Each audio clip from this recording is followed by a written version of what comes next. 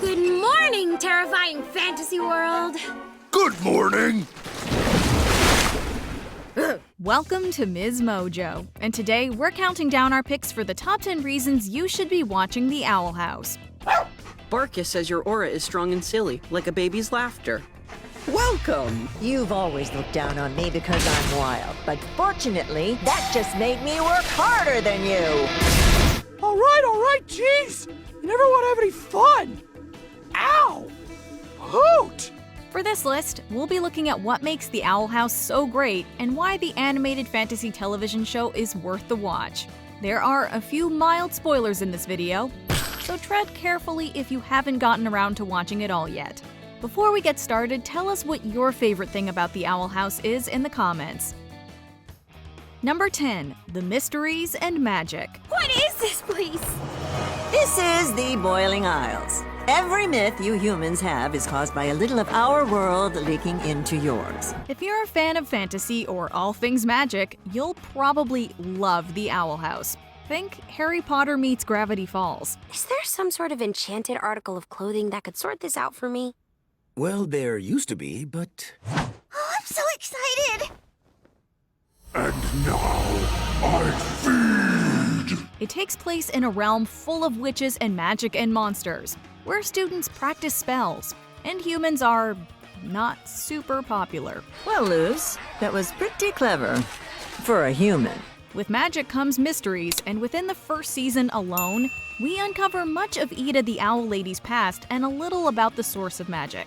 For as many of the secrets that have been revealed, there are still so many that remain hidden. What's the deal with King? This shall suffice. Who's the fallen titan of the Boiling Isles? Why so many owls? Number 9. It was created by Dana Terrace. Dana Terrace is best known for her work on incredible cartoons like Gravity Falls and the 2017 reboot of DuckTales. Exhaustive. Comprehensive. Where are you going? With all that experience in the field, it's no wonder she's finally created her own show. And take our word for it, it's just as incredible. Dana was actually partly motivated to develop her show thanks to a former colleague who thought, quote, it was a dumb idea.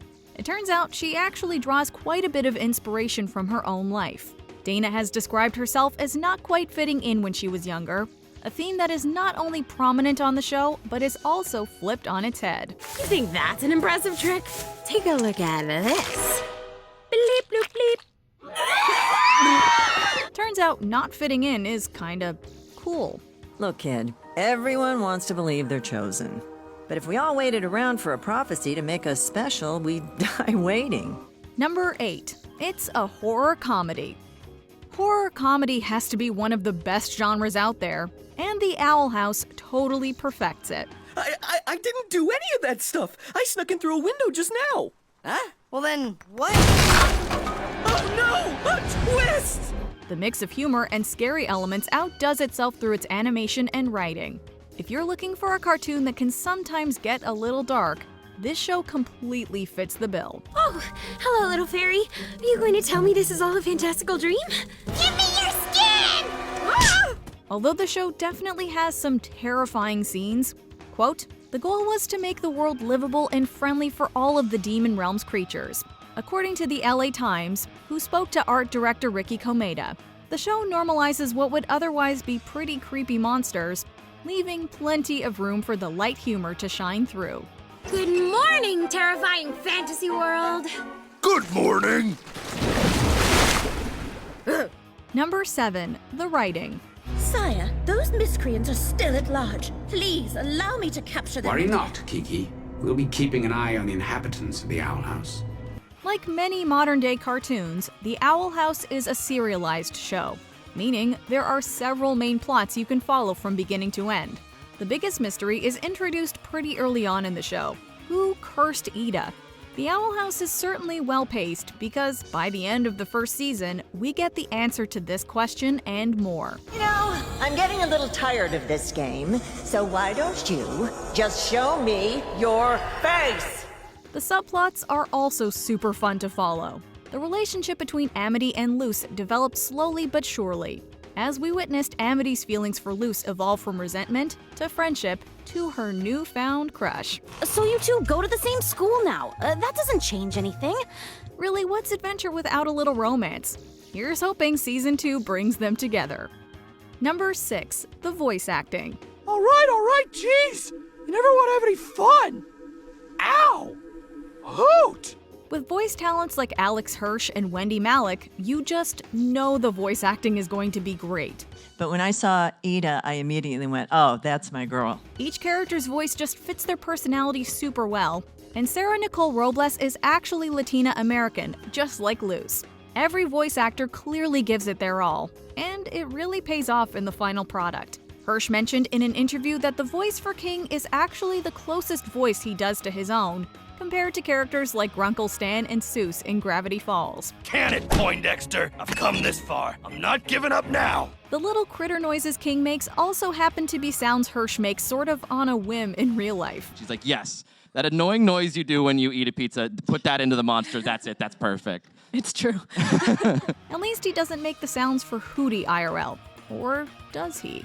Hoot hoot! Password, please! Number 5. The characters. Who dares intrude upon I, the King of Demons! We don't have much to say here, except the King is absolutely adorable. That's it. That's the end of the entry. Just kidding.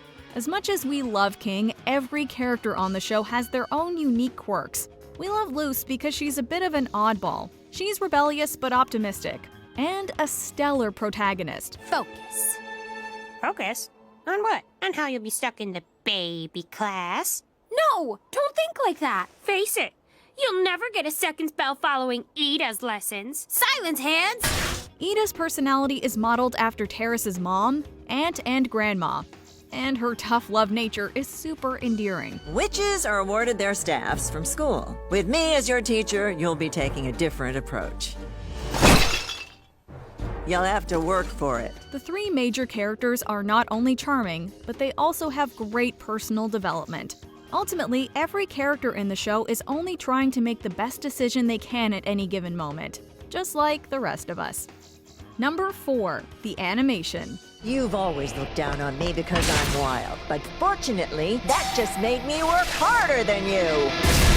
Finding the fine line between cute and terrifying seems like a difficult thing to do, but the Owl House somehow manages.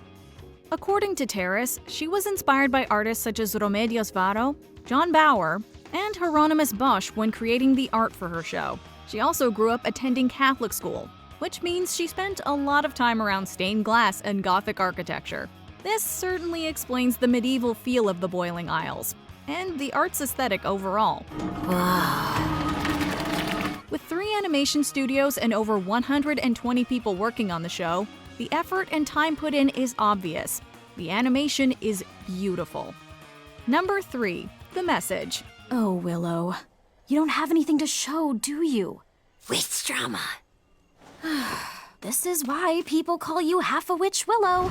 The overarching message in this show is that of unapologetically being who you are. The stupid warden likes to lock people up who don't fit in. Like, I write fanfics of food falling in love. Time and time again, we see characters being shamed for their hobbies or abilities. But each time, we see them rise above the judgment and just embrace who they are. We're not allowed to study any kind of magic, so we study every kind of magic. In secret. Terrace said that she didn't find people she truly connected with until she moved to California in her early 20s. And that sentiment is definitely present in her show. Luce doesn't fit in at school on Earth, but she finds a family in Ida and King, who are both outcasts just like her. None of you actually did anything wrong. You're all just a bunch of weirdos. Like me. It's not about fitting in.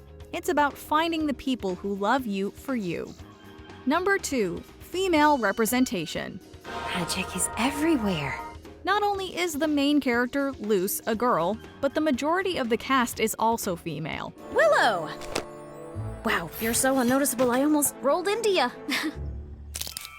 Hi, Amity. With strong and lovable characters like Ida, Willow, and Amity taking up a lot of the spotlight, female representation is one thing this show isn't lacking. Dana Terrace is only the 6th woman to create a series for Disney television animation, so it's hardly surprising that she's included so much female representation. And we love her for it. Wow, Someday I'd like to be as cool as Ida the Owl Lady. Magical, sassy, surprisingly foxy for her age. We so rarely see female leads, let alone female Latina leads, which is why it's so refreshing to see someone who looks like Luz as a protagonist. She was named after Dana's best friend, Luz Batista, whose one condition was that the character also had to be Dominican. Gotcha! Before we continue, be sure to subscribe to our channel and ring the bell to get notified about our latest videos. You have the option to be notified for occasional videos or all of them. If you're on your phone, make sure you go into your settings and switch on notifications. Number 1. LGBTQ+ representation. Oh, Luz, you're here! I mean, obviously you're here, this is school, and you go here now, with, me. The representation in this show knows no bounds.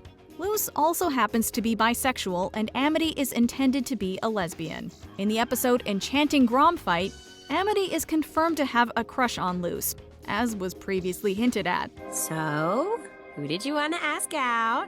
Oh, it's not important. This officially made her Disney's first major animated character to be explicitly a lesbian. Going into development, Terrace was very clear about wanting to include LGBTQ+ characters. And although there was some initial reticence, Disney executives eventually came around. Terrace came out as bisexual in 2017, and thus wanted to write a bisexual character. Luckily, she now has a lot of support from Disney. Well then, if that's settled, may I have this dance? Do you agree with our picks? Check out this other recent clip from MsMojo. And be sure to subscribe and ring the bell to be notified about our latest videos.